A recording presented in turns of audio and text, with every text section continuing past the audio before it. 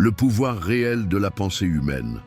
Le Vatican possède d'anciens textes hermétiques, alchimiques et mystiques, y compris traduits du grec, de l'araméen et du copte, affirmant ceci: la pensée pure, dirigée avec foi et silence, peut altérer la matière.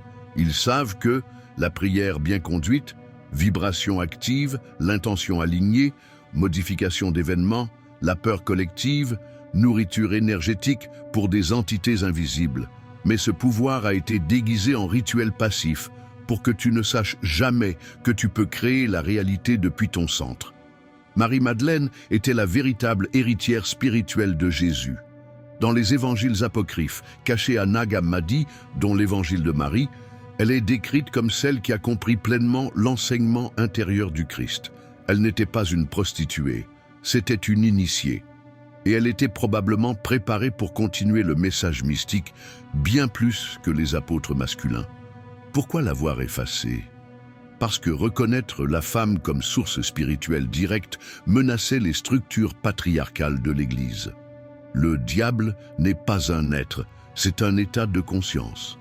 Dans les textes gnostiques et les codex interdits, il est dit « Le mal n'est pas une personne, c'est ce qui naît quand l'homme se sépare de sa lumière. » Le Satan n'est pas un démon rouge avec des cornes, c'est l'ego absolu, l'esprit de division.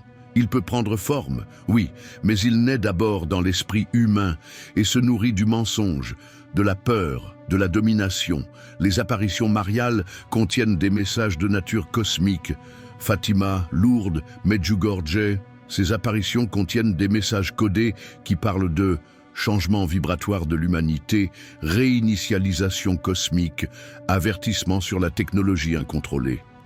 Un troisième secret de Fatima n'a jamais été publié dans sa version originale.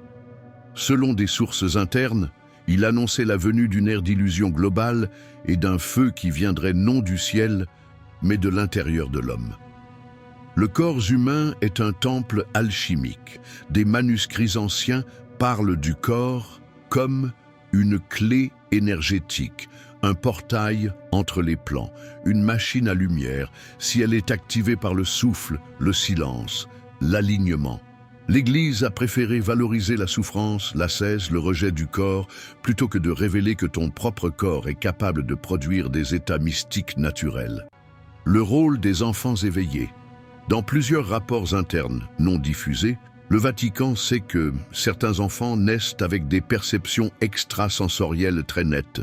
Certains voient les ombres ou entendent des messages invisibles, d'autres reconnaissent des lieux où ils ne sont jamais allés.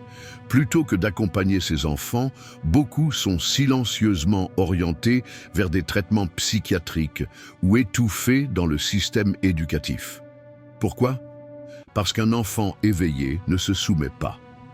La connexion des anciens sites sacrés à une grille planétaire énergétique.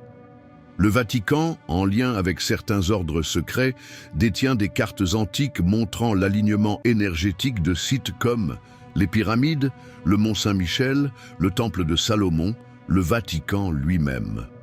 Ces sites sont posés sur des nœuds vibratoires de la Terre. Ils peuvent amplifier une intention, bloquer une onde ou servir de relais spirituel si activé.